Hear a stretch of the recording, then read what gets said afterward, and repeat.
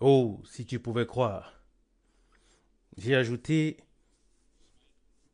une deuxième strophe à ce chœur. Et deux frères qui travaillaient chez nous m'ont entendu chanter après une longue période et sont venus dans le couloir. Sont-ils ici aujourd'hui? Je pense que oui. J'ai chanté ainsi dans la deuxième strophe que j'ai ajoutée. Oh, si tu pouvais croire et faire ce que Dieu a dit, alors cela s'accomplirait et il n'y aurait pas tant de lamentations. L'obéissance de la foi est certes une bonne chose, mais elle ne doit pas seulement être écrite sur le papier ou être portée dans la bouche, mais elle doit être soutenue par les actions. Nous l'avons dit assez souvent. Moïse aurait pu insister longtemps sur le fait que le Seigneur a dit, le Seigneur a dit. Mais il devait faire ce que le Seigneur avait dit et alors la chose s'est produite. Il en a été ainsi pour tous les promesses, pour tous les prophètes, il en a été ainsi pour tous les enfants de Dieu et il en sera ainsi pour nous. La confirmation de la parole ne dépend pas seulement de la foi, mais aussi de l'action, de l'action. Quel exemple pouvons-nous donner? Nous pourrions prendre plusieurs exemples tirés des Saintes Écritures. Prenons Marc chapitre 16.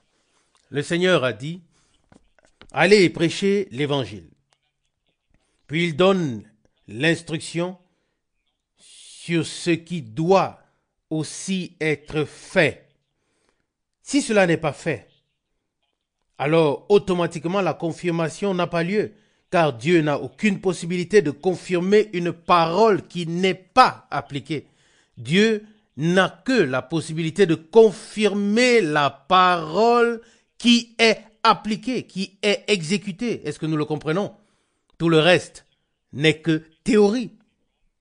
C'est placé en l'air, mais ce n'est pas posé sur le fondement.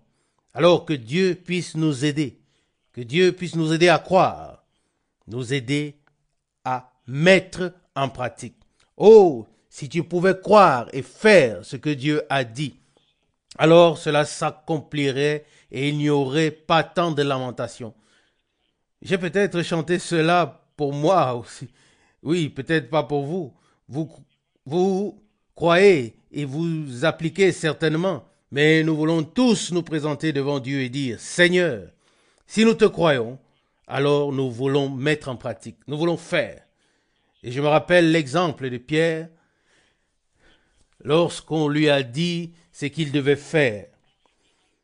Avant, il avait plusieurs objections, ça ne marche pas et c'est sans espoir et ainsi de suite. Puis l'expression sur ta parole. Luc chapitre 5 verset 5. Oui, et il n'a plus parlé, il l'a seulement appliqué. Et parce qu'il l'a appliqué, il a vu la confirmation de la parole. Il en était toujours ainsi. Et nous pouvons parcourir toute la Bible. Chaque fois que les gens ont cru et ont fait ce qu'ils ont cru, c'est-à-dire ce que Dieu leur a dit, ils n'ont pas cru n'importe quoi, mais ils ont cru ce que Dieu leur a dit.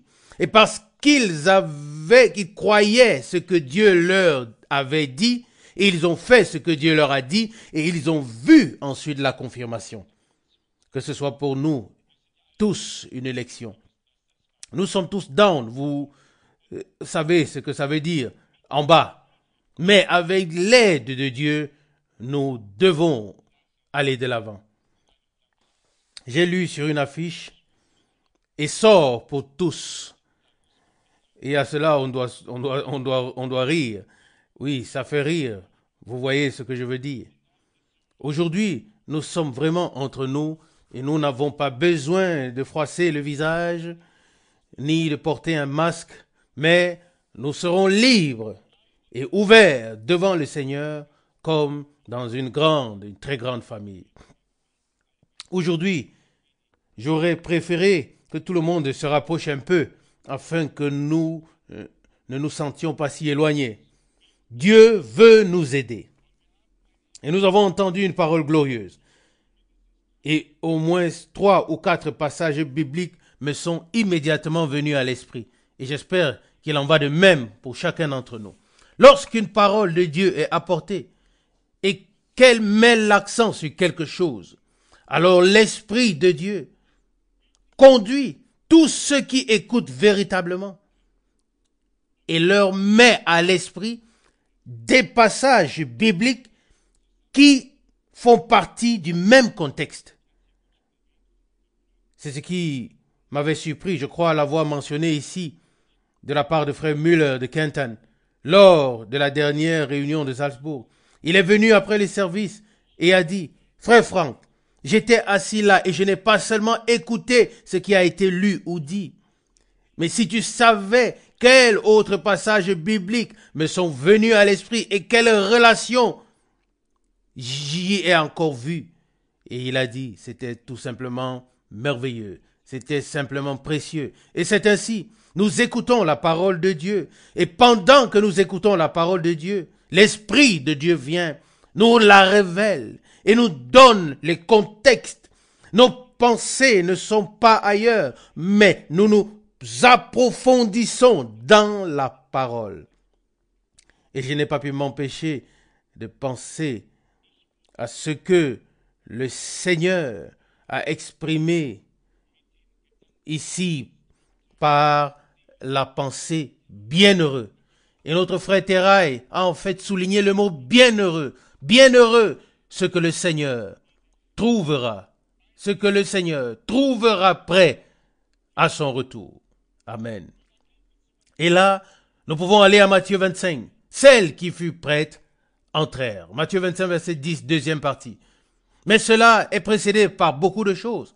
Dans Matthieu chapitre 13, au verset 16, il est écrit, Matthieu 13, verset 16, il est écrit, « Mais vos yeux sont bienheureux. » Que les hommes soient bienheureux, nous pouvons le comprendre, parce qu'ils ont expérimenté le salut. Mais ici, il est écrit au verset 16 de Matthieu 13, « Mais vos yeux sont bienheureux, parce qu'ils voient, et vos oreilles, parce qu'elles entendent. » Les yeux de ceux qui sont destinés au salut voient, et parce qu'ils voient, ils sont bienheureux. Et les oreilles de ceux qui sont destinés au salut entendent, et parce qu'ils entendent, ils sont bienheureux. Parce qu'elles entendent, elles sont bienheureuses. Dieu nous rend entièrement bienheureux, entièrement de la tête aux pieds, et tout est inclus dans ce qu'il a préparé. Verset 16, Matthieu 13. « Mais vos yeux sont bienheureux parce qu'ils voient, et vos oreilles parce qu'elles entendent. » Dans le sermon sur la montagne, le Seigneur a répété cette expression à plusieurs reprises.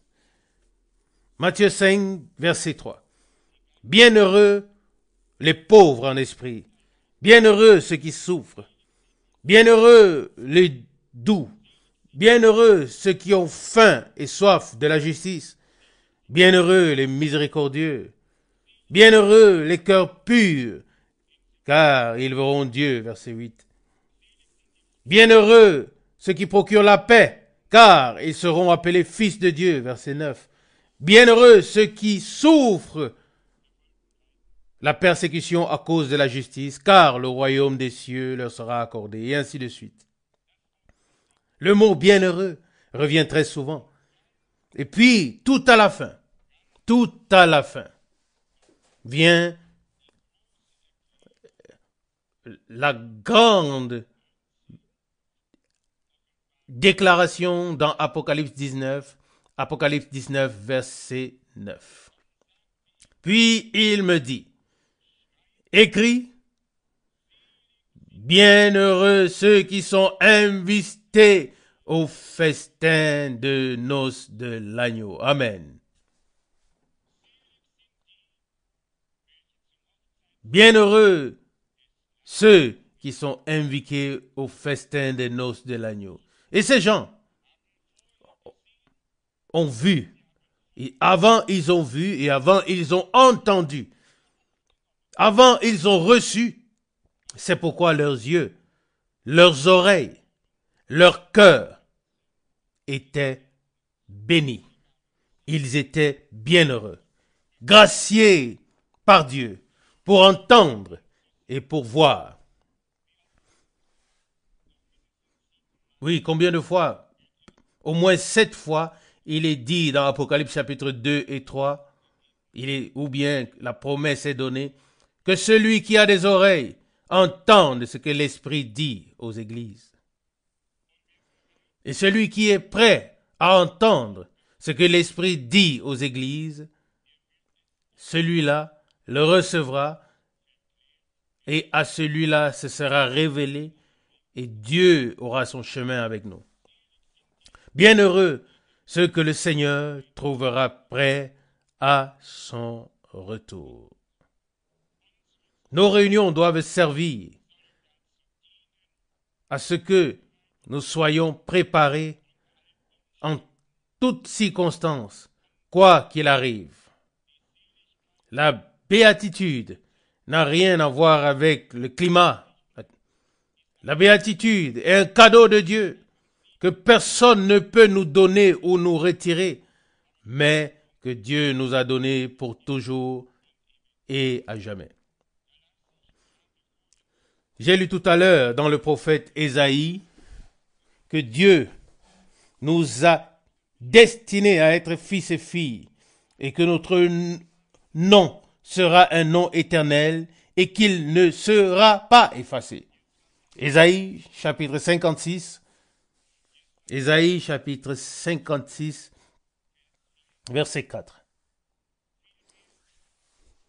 Car ainsi a parlé le Seigneur, aux circoncis qui observent mes sabbats et qui choisissent ce qui m'est agréable et qui restent fidèles à mon alliance.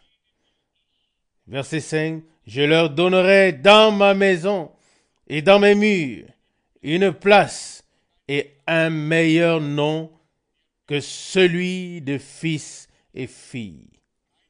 Je leur donnerai un nom éternel qui ne sera pas effacé. Il y a des personnes qui sont destinées à contempler la gloire de Dieu.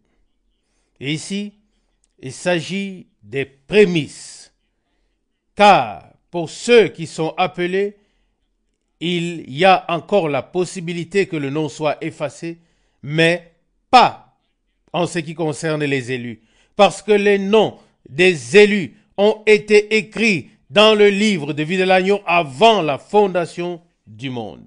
C'est une troupe rachetée par le sang et nous croyons de tout notre cœur que c'est pas un seul homme, que le péché est venu sur nous tous et que Dieu, sans que nous ayons péché, a fait de nous tous des pécheurs. Nous sommes nés pécheurs. Nous sommes entrés dans cette vie séparée de Dieu pour mourir. Et de la même manière, par un seul, la justice de Dieu est venue sur tous ceux qui l'acceptent dans la foi personnellement. Nous n'avons rien ajouté à l'un et nous ne le ferons pas pour l'autre. Nous ne pouvons rien pour la première chose et rien non plus pour la seconde. Mais nous sommes reconnaissants que les choses ne soient pas restées, ne se soient pas arrêtées à la première chose, mais que le second Adam, notre Seigneur Jésus, soit venu. Et les Saintes Écritures disent, et comme tous meurent en Adam, de même aussi en Christ, tous revivront. 1 Corinthiens 15, verset 22. Ce sont des faits divins que nous voulons accepter dans la foi et que nous voulons aussi laisser valables. Dieu le Seigneur a fait une nouvelle alliance. Il nous a donné une place dans sa maison et il nous a donné un nom éternel qui ne sera pas effacé. Amen. Quelque chose de merveilleux. Nous pouvons nous en réjouir car ce que Dieu a dit est vrai et nous allons l'expérimenter. Hier, nous avons lu dans le prophète Ésaïe, chapitre 63. Poursuivons aujourd'hui notre lecture avec le chapitre 64. Ésaïe 64, verset 1.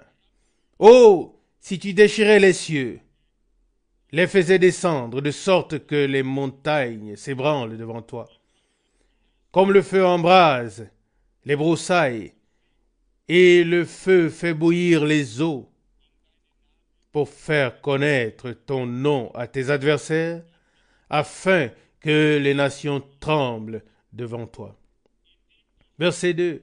En accomplissant des actes terribles qui dépassent notre attente. Oui, fais-les descendre afin que les montagnes s'ébranlent devant toi. Jamais on n'a entendu et jamais l'œil n'a vu un Dieu autre que toi faire des miracles pour celui qui se confie en lui. Nous nous confions dans le Seigneur. Et parce que nous le faisons, nous pouvons compter sur lui et croire qu'il accomplira pour nous ou par nous des actes qui dépasseront même notre attente. Si nous sommes la semence d'Abraham, alors nous pouvons le croire. Pour Abraham, il n'y avait plus rien à espérer. Et là où il n'y avait rien à voir, rien à attendre, il a tenu avec espérance parce qu'une parole de promesse divine lui avait été adressée. Il en va de même pour nous. La foi ne regarde pas aux circonstances mortes, mais regarde vers le Dieu vivant. Les circonstances peuvent être désespérées et sans espoir, mais si nous sommes la semence d'Abraham, alors nous avons la foi. Et si nous avons la foi, alors nous verrons la gloire de Dieu dans la confirmation des promesses qu'il nous a faites par grâce. Abraham n'a pas philosophé, ni fait de la théorie ou la théologie. Il a cru Dieu. Il a fait ce que le Seigneur lui a dit et il a vu l'accomplissement de la promesse. Ici, nous lisons une parole. Ésaïe 64, verset 2. En accomplissant des actes terribles qui dépassent notre attente. Nous n'avons pas d'imagination, mais nous avons la foi. Nous n'avons pas d'attente, mais nous avons la foi. Nous avons la foi et cela sans aucun effort. La foi que le Seigneur achèvera son œuvre qu'il a commencée et qu'il aura une église épouse sans tache, ni ride, qui verra sa face parce que c'est écrit ainsi. Jean a vu cette troupe avant qu'elle ne soit là. Jean était sur l'île de Patmos, peut-être en l'an 95, comme le disent les historiens. Cela n'a pas d'importance, mais il a vu cette troupe de vainqueurs, alors qu'elle n'était même pas encore là. Le commencement venait d'avoir été fait, mais il a vu cette troupe. Il a vu la gloire de Dieu. Il a vu le repas de noces. Il a tout vu comme étant déjà achevé, comme si c'était déjà achevé, comme si c'était déjà là. Aux yeux de Dieu, c'est achevé. Aux yeux de Dieu, c'est déjà là. Et maintenant, il me vient en pensée que Frère Branham a aussi prononcé certaines choses comme si elles étaient déjà là. Et les gens disent alors, oui, c'est bien ici ce que le prophète a dit, alors ça doit être vrai. Bien sûr qu'il l'a dit. Et pourquoi cela ne devrait pas être vrai? Mais la question est toujours de savoir si c'est vrai avec nous, si notre manière de voir ce qui a été dit, si cette manière de voir est en accord avec la chose qu'il a dite, La question est de savoir si ce que nous mettons ensemble est en accord avec la parole de Dieu. Pas ce que les prophètes ont dit. Ce n'est pas du tout le problème. C'est de toute façon toujours vrai parce que Dieu a parlé au travers d'eux. Mais si nous y mettons une parole, je ne peux peut-être pas l'ouvrir du premier coup, mais l'un des deux prophètes l'a dit. Nous sommes en possession de la loi divine, mais la plume des scribes s'est mise à l'œuvre pour le mensonge. Jérémie 8, verset 8. Ils ont eu la parole, mais ensuite, ils ont écrit beaucoup de choses et il n'y avait alors plus aucune trace de la parole. Ce qui restait étaient leurs interprétations et leurs raisonnements. Et c'est précisément ce que Dieu veut éviter. Ce dont nous avons besoin, c'est d'un langage clair de Dieu que l'on peut entendre ici des saintes écritures, des voix claires de Dieu que l'on peut voir ici dans les saintes écritures, des réponses très claires à toutes les questions qui sont encore ouvertes. Au verset 5 d'Ésaïe 64, nous lisons « Tu viens à la rencontre de celui qui prend plaisir à pratiquer la justice, de ceux qui se souviennent de toi dans tes voies. » Je peux me souvenir d'avoir lu cette parole il y a de très nombreuses années et d'avoir également souligné ceux qui se souviennent de toi dans tes voies. Pas sur mes voies, mais sur les voies de Dieu.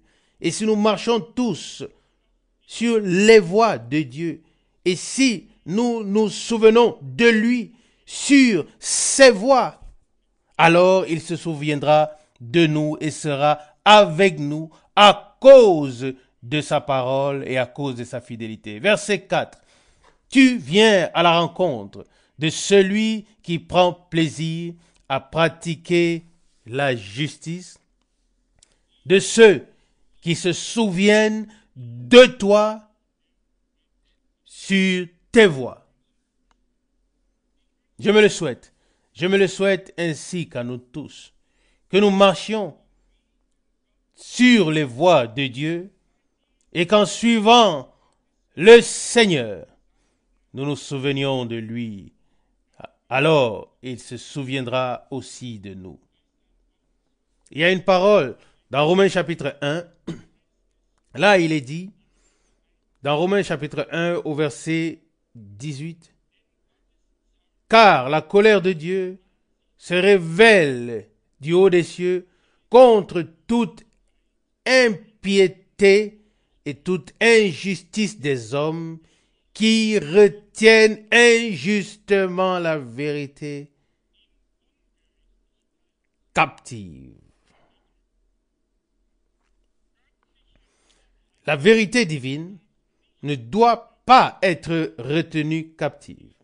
Elle est là pour être placée sur le chandelier. Mais il faut aussi être de la vérité, pour aimer la vérité, pour défendre la vérité. Oui, pour l'accepter et pour être imprégné par elle et devoir soi-même et devenir soi-même participant de cette véracité divine. Verset 4. Tu viens à la rencontre de celui qui prend plaisir à pratiquer la justice, à ceux qui se souviennent de toi sur tes voies. Mais, hélas, tu t'es mis en colère, car nous avons péché par notre infidélité en tout temps et par nos déchets. Et nous sommes donc devenus semblables à des impurs, et toute notre justice est comme un vêtement souillé. Nous sommes tous flétris, comme le feuillage, et nos péchés nous ont emportés comme le vent. Verset 6, et il n'y a personne qui invoque encore ton nom. Personne qui se lève pour s'attacher à toi. Car Tu nous as caché ta face et tu nous laisses périr sous la pression de nos péchés. Comme Dieu est juste et fidèle, il a toujours fait décrire tous les côtés, pas seulement les bons côtés, mais aussi les mauvais côtés. Il a pourvu pour chaque cas, pour chaque situation. Il a tenu compte de tout et rien n'a été négligé ou omis. Acceptons cette leçon. Si nous nous détournons du Seigneur par infidélité, alors même nos preuves de justice que nous pouvons produire sont comme un vêtement souillé. Alors nous cousons de nouvelles pièces sur de vieux vêtements, ce qui nous donne l'aspect coloré, mais pas neuf. Mais Dieu veut mettre du vin nouveau dans des outres neuves. Il veut aider, il veut sauver, il veut bénir, il veut se révéler. Verset 5, deuxième partie. Nos péchés nous ont emportés comme le vent. Vous savez que lorsqu'une tempête se déchaîne, il y a beaucoup de dégâts et ce qui n'est pas solidement fondé peut aussi s'effondrer. Mais Dieu est capable d'aider, de relever, de consoler, de fortifier et de fonder. Dieu n'est pas intéressé par le fait que nous puissions gémir et nous plaindre sous la pression de nos péchés. Non. Il dit ici, ou bien il est écrit ici au verset 6, et il n'y a personne qui invoque encore ton nom. Mais je crois que nous pouvons dire aujourd'hui que le Seigneur nous a fait grâce d'invoquer son nom. Amen. Il est écrit, celui qui invoquera le nom du Seigneur sera sauvé. Romains 10, verset 13. Nous avons précédemment entendu parler de la béatitude et lu des passages bibliques à ce sujet. Celui qui invoque le nom du Seigneur sera sauvé et sera bienheureux. Il est dit au verset 6, psaume 64, il n'y a personne qui invoque encore ton nom. Oui. C'est à nous de nous ressaisir. Dieu ne le fera pas. Dieu vient à ton secours. Mais nous devons le faire nous-mêmes par la foi. Personnellement, Dieu ne le fera pas à notre place, car tout notre chemin avec Dieu est un chemin de foi. Et un compositeur de cantique chante, seul le chemin de la foi est sûrement inaccessible pour l'ennemi. La foi en Dieu et en sa parole est fermement ancrée en nous. Amen. Alors nous voulons faire partie de ceux qui invoquent le nom du Seigneur et de ceux qui se lèvent. Vous savez ce que ça signifie en clair.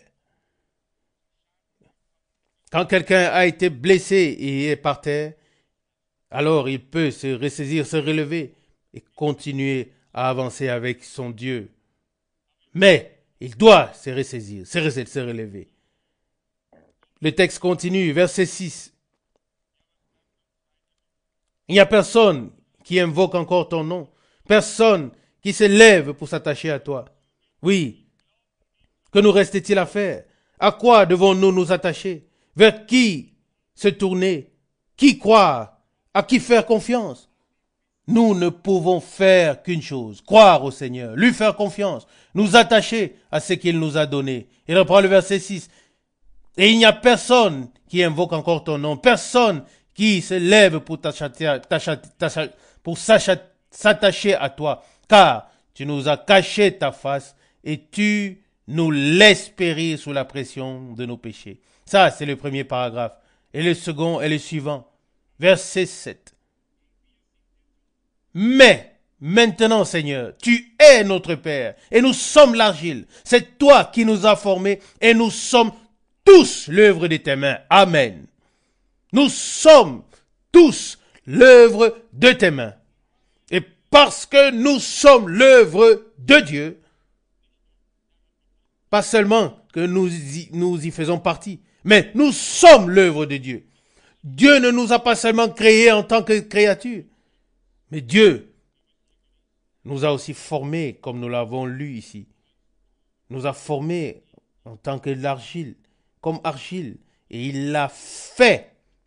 Il est devenu notre Père. Et le mot Père implique toujours une relation avec les fils et filles. Et c'est ce que nous avons essayé de démontrer dans la deuxième brochure. Qui l'a déjà lu? Quelqu'un? Oui, quelques-uns l'ont lu. Je propose que nous la lisions tous, sans exception, d'ici mercredi.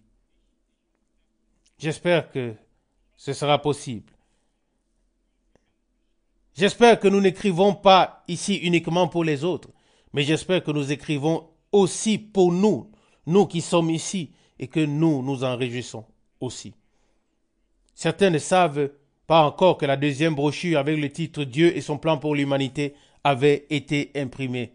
D'ailleurs, nous avons choisi la même couleur de couverture. Nous aurions mieux fait de prendre une autre couleur de couverture, car les gens regardent et pensent que c'est la brochure que nous avons déjà tous, parce que c'est la même couverture. Je parle de la couleur de la couverture. Mais vous pouvez la prendre si vous le voulez. Ici, il est écrit au verset 7, Ésaïe 64. « Mais maintenant, Seigneur, tu es notre Père. » Cela sous-entend au préalable que nous sommes ses enfants. Dieu a établi une relation de père à fils à cause de nous en Jésus-Christ notre Seigneur. La suite du verset 7. « Nous sommes l'argile et c'est toi qui nous as formés et nous sommes tous l'œuvre de tes mains. » Verset 8. « Ne t'irrite pas à l'extrême. » Alléluia. Comment celui qui est lui-même la réconciliation pourrait-il s'irriter à l'extrême de manière irréconciliable? Ce n'est pas possible. Il est notre réconciliation. C'est écrit. Et c'est en lui que nous avons la réconciliation, c'est-à-dire le pardon par son sang. 2 Corinthiens 5, verset 19. Comment celui qui est devenu notre réconciliation peut-il se régner lui-même et s'irriter à l'extrême ou de manière irréconciliable? Non. Lui, le réconciliateur, est celui qui ne peut pas être irréconciliable. Et si je dis ici que seules les personnes qui n'ont pas expérimenté la réconciliation dans leur âme sont irréconciliables, alors je ne retire pas ce que je dis. Je ne le retirerai plus jamais. Avoir reçu la réconciliation signifie la posséder. Celui qui a reçu le pardon pardonne. Celui qui a reçu la réconciliation réconcilie. Et cela demeure ainsi. Il ne peut pas en être autrement. On ne peut pas faire autrement de ces faits divins. Et celui qui refuse la réconciliation et le pardon prouve par là qu'il n'a pas reçu les deux. Nous pouvons avoir l'impression de l'avoir, mais dans la pratique, cela doit se manifester. Les heures d'examen arrivent et dans l'examen vient ce test pour voir de quel matériel il s'agit. Frère Branham parle de l'or factif qui se trouvait là dans une région et qui brillait quand le soleil brillait dessus, mais qui ne valait rien, qui n'avait aucune valeur. Le véritable or est très très profond. Il faut l'extraire à 1000 mètres de profondeur. Ici, nous avons affaire à Dieu. Au verset 9, Ésaïe 64, « Ne t'irrite pas à l'extrême, ô Seigneur, et ne te souviens pas éternellement de nos fautes. Oh, regarde, Seigneur, nous sommes tous ton peuple. » Amen. Nous le croyons parce qu'il en est ainsi. Et nous pouvons remercier de tout cœur le Seigneur de ce qu'il ne soit pas éternellement irrité ou irréconciliable, mais qu'il nous ait accordé la réconciliation par grâce, par le sang de l'agneau qui a coulé à la croix de Golgotha. Dieu nous veut du bien. Sa parole est vraie en tout ce qui est écrit. Puis, au verset suivant, le verset 9, il est dit, tes villes saintes sont devenues des déserts. Sion est devenu un désert. Jérusalem, une ruine. Verset 10, notre temple saint et glorieux, où nos pères t'ont chanté des louanges, est en flammes, et tous nos lieux préférés sont en ruine. Verset 11.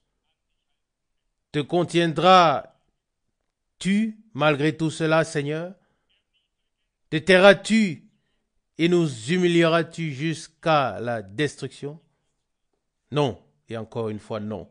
Dieu ne nous humiliera pas jusqu'à notre destruction.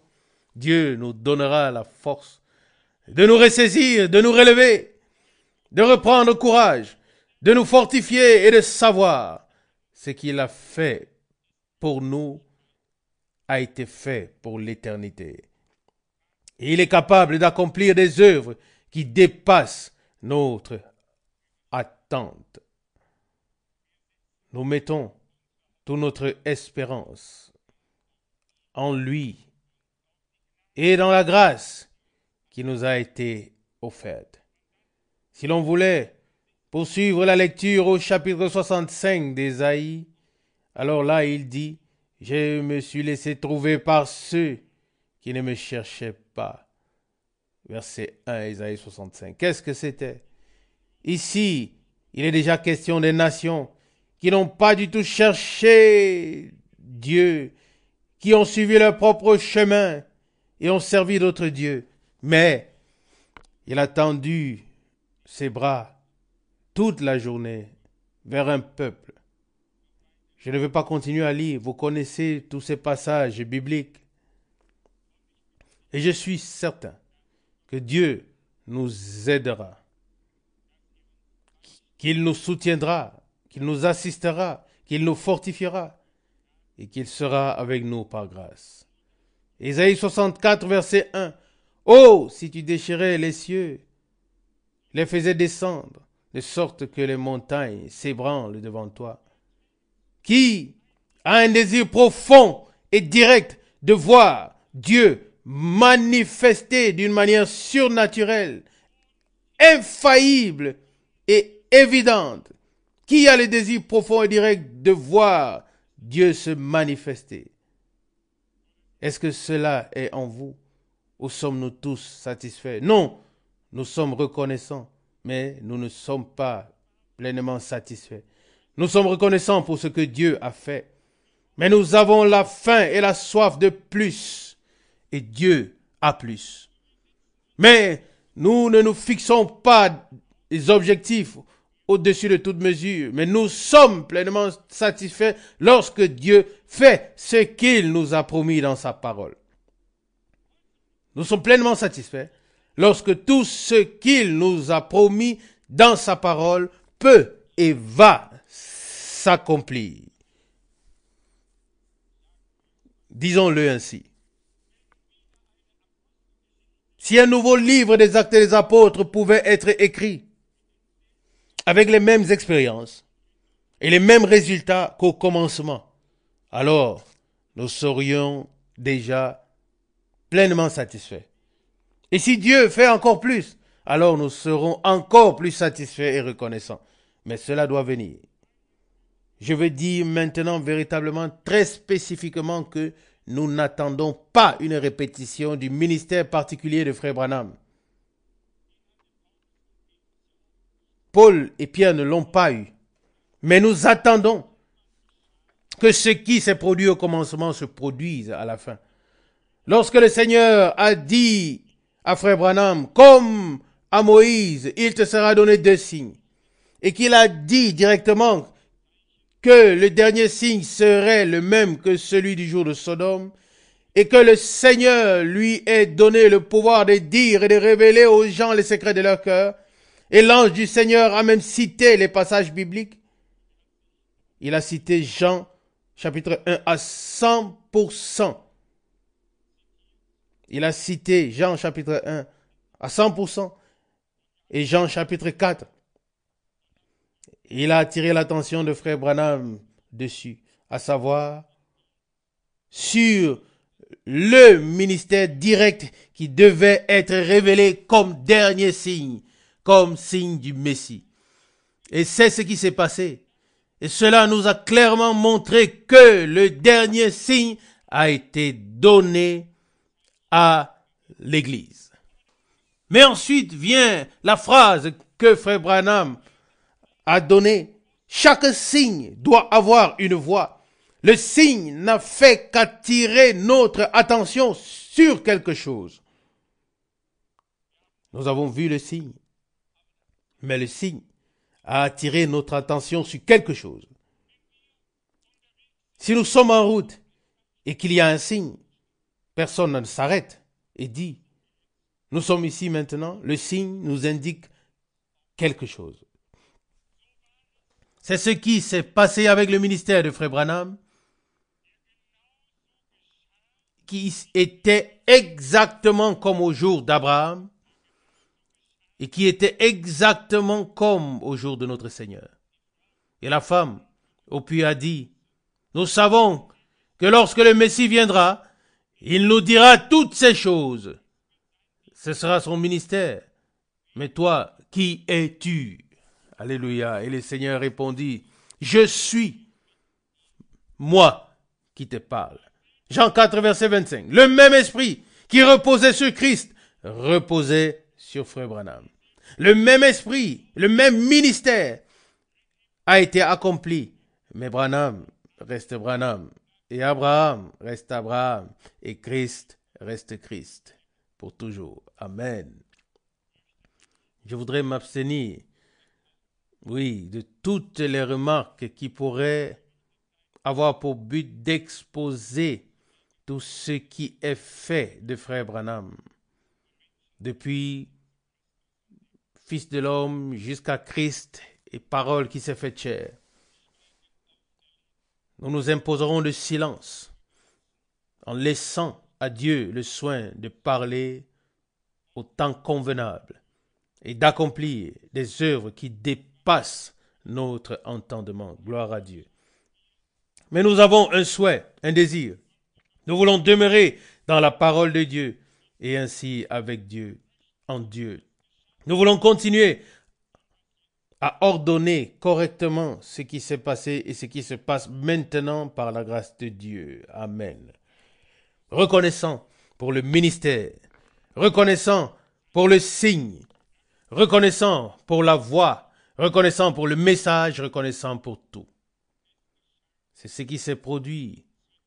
Oui, et cela s'est produit à cause de nous, afin que nous recevions en ces jours une instruction claire de Dieu par la parole et l'esprit, et une orientation claire de la marche de Dieu avec son peuple en ces jours. Il nous l'a donné. Et nous voulons nous souvenir de lui sur ses voies. Et il se souviendra de nous. Nous voulons marcher avec lui pour qu'il puisse marcher avec nous. Il est dit, Enoch marcha avec Dieu. Genèse 5, verset 24.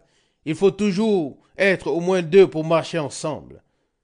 Cela suppose qu'ils marchent sur le même chemin. Ils marchent ensemble. Cela ne signifie rien d'autre qu'il y avait des hommes sur la terre qui ont marché sur le chemin de Dieu avec Dieu. Et nous pouvons attendre la même chose. Nous avons droit à la même chose. Marcher sur le chemin de Dieu avec Dieu. Ça, c'est une marche avec Dieu. Pas une théorie, pas une philosophie, pas une imagination pieuse, mais une marche. Le chemin de Dieu, en accord avec sa parole, est le chemin sur lequel il marchera avec nous. Amen. Par la grâce, nous atteindrons le but. Voulons-nous, oui, que nous ayons puisé un nouveau courage et un nouvel espoir pour nous souvenir de lui sur ses chemins, convaincus qu'il peut accomplir des œuvres qui dépassent notre entendement. Convaincus qu'il peut donner une force nouvelle aux faibles et une force abondante aux impuissants. Amen. Que nous nous relevions, élevions comme des aigles, que nous courions et que nous ne nous fatiguions pas, que nous marchions et que nous ne nous lassions pas, comme le dit la parole de Dieu dans Ésaïe 40, verset 31. Dans la parole, il y a de réconfort, il y a de la force, il y a de l'assurance. Même tous ceux qui sont par terre seront relevés par la parole et la puissance de Dieu.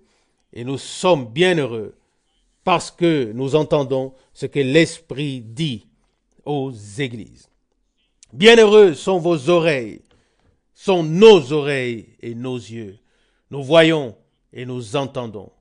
Bienheureux sont nos cœurs parce qu'ils croient. Êtes-vous heureux à ce sujet? Heureux que Dieu nous parle avec une telle simplicité, sans aucune complication, sans aucun problème. Il ne faut pas nécessairement étudier les mathématiques supérieures pour reconnaître les voies de Dieu. Non, dans toute simplicité, Dieu s'est révélé et sa parole nous a été fait connaître et par là aussi sa volonté. Car dans la parole de Dieu est la volonté de Dieu. Dans la parole de Dieu, la volonté de Dieu a été exprimée. Qu'il nous bénisse tous de la richesse de sa grâce.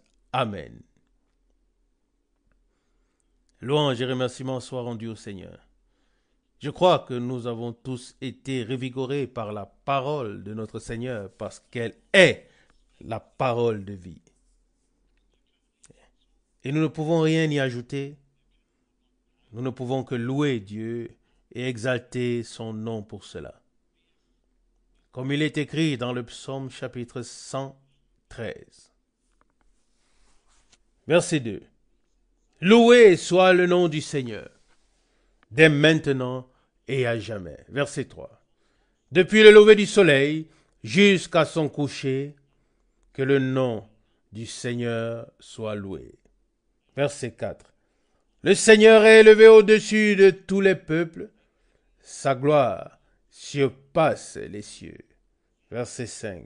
Qui est semblable au Seigneur, notre Dieu, qui trône dans les hauteurs, qui regarde vers le bas dans l'abîme, dans le ciel et sur la terre. Verset 7.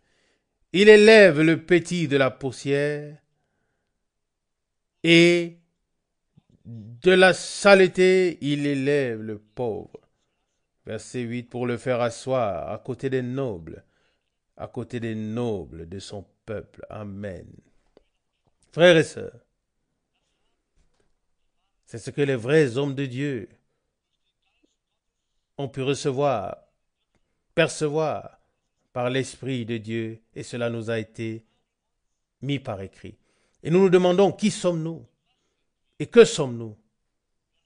Nous l'avons déjà entendu dans le prophète, les précieuses paroles de notre Dieu et les déclarations qui ont été faites. Nous ne sommes que poussière. Nous ne sommes rien devant lui. Mais, et nous nous sentons aussi comme ça, mais il nous a élevés au-dessus de tout et nous fait asseoir avec ses nobles. Et il fait de nous des nobles. Nous sommes son peuple, nous l'avons entendu, et nous voulons dire, et nous demeurons son peuple. Aucun homme ne peut y changer quoi que ce soit. Personne ne peut y faire quoi que ce soit. Dieu a son plan et il agit en conséquence. Et nous, en tant que son peuple, nous ne pouvons pas manquer, comme nous l'avons déjà entendu hier soir par notre cher frère. Si nous nous on nous immergeait tels que nous sommes, alors nous ressortirons avec la même pensée.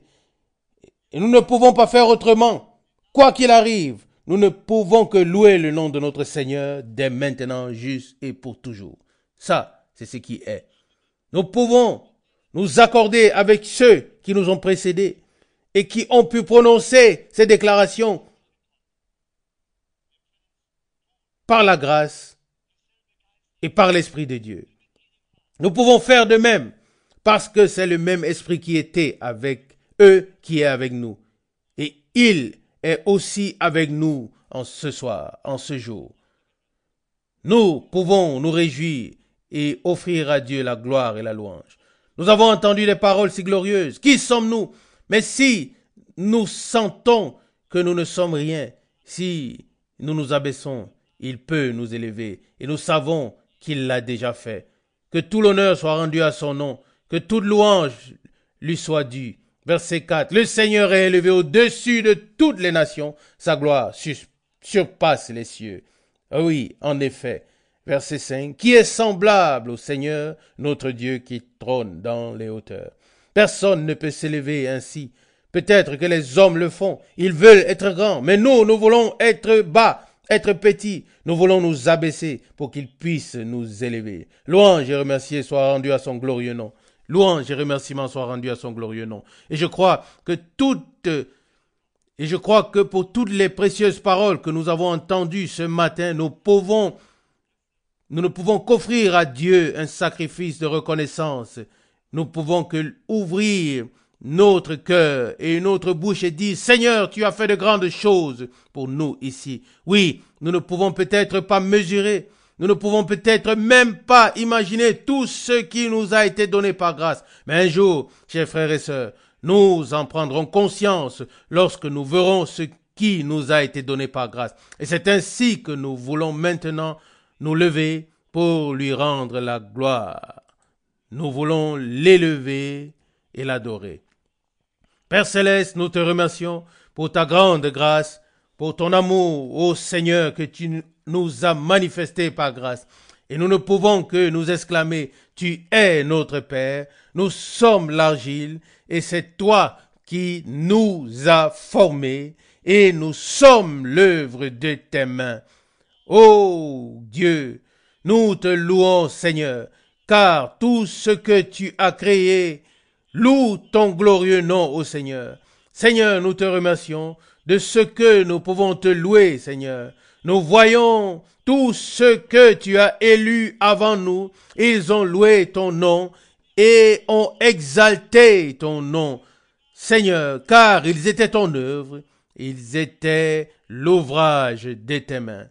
Tu les as destinés, Seigneur, pour qu'ils exaltent ton nom. Et nous aussi, Seigneur, en tant que ton peuple, en tant que ton œuvre, nous voulons te louer et ne pas cesser de glorifier ton nom depuis le lever du soleil jusqu'au coucher du soleil, Seigneur. Alléluia. Reçois l'honneur, reçois la louange, reçois la gloire et l'adoration, car tu es élevé au-dessus de tout, ô Dieu. Nous savons que le ciel et la terre passeront, mais tes paroles que tu as prononcées demeureront. Pas une seule pièce se perdra. Non, Seigneur, tout doit s'accomplir, car, comme il est écrit, comme nous l'avons lu, le Seigneur est élevé au-dessus de toutes les nations, et sa gloire surpasse les cieux. Et ta parole, alléluia, subsiste à jamais. Qui est semblable à toi, ô Seigneur, notre Dieu qui trône dans les hauteurs. Seigneur, c'est pourquoi nous te louons en tant que ton peuple, en tant que tes élus. De la poussière, il a élevé les moindres, et de la boue, il a élevé les pauvres. Quelle grâce, ô Dieu! Louange et remerciements te soient rendus. Tu es et tu as fait asseoir ton peuple à côté des nobles. Louange et remerciements, gloire et adoration soient rendus à ton glorieux nom. Oui, en effet, nous ne pouvons pas l'oublier et que cela soit profondément gravé dans nos cœurs, Seigneur, que tu es notre Père et tu nous as formés, Seigneur. Nous sommes l'œuvre de tes mains. Où serions-nous, ô Dieu, Si tu ne nous avais pas appelés, si tu ne nous avais pas destinés pour ton œuvre, ô Seigneur, où serions-nous aujourd'hui? Mais par la grâce, par ton amour, tu l'as manifesté et tu nous as destinés pour cela. Et c'est pourquoi nous ne voulons pas arrêter, mais nous voulons te louer à nouveau, louer ton nom et avec nous tout ton peuple. Que l'adoration, l'honneur, la gloire et les remerciements te soient rendus, même ce matin, et pour ta sainte et merveilleuse parole. Elle est si glorieuse et elle subsiste pour l'éternité. Nous te prions d'être avec nous, Seigneur, maintenant que nous nous séparons, et bénis-nous dans nos maisons où nous habitons, dans les lieux où nous travaillons, et partout où cela peut être, bénis-nous. Nous te prions aussi de bénir tout ton peuple partout, dans tous les peuples, toutes les langues et dans toutes les nations, ô Seigneur. Bénis tous ceux qui se rassemblent ce matin, partout en tous les lieux, Seigneur, où ils lèvent les yeux vers toi et louent ton nom. Aide tous ceux qui peuvent être dans la détresse, Seigneur, qui peuvent souffrir à cause de ton nom. Fais leur grâce, Seigneur, et sois avec eux. Et aide aussi tous les malades. Ô Seigneur, tu es le grand médecin. Tu aides encore aujourd'hui. Tu guéris encore aujourd'hui. Et pour cela, nous t'adorons et nous louons ta grâce. Sois avec nous maintenant, Seigneur, et bénis-nous. Aide nos familles. Aide nos proches, ô Dieu. Nous te confions tout, Seigneur, et nous t'implorons, Seigneur, de nous aider, Seigneur. À ton nom soit l'honneur pour tout. Amen. Amen.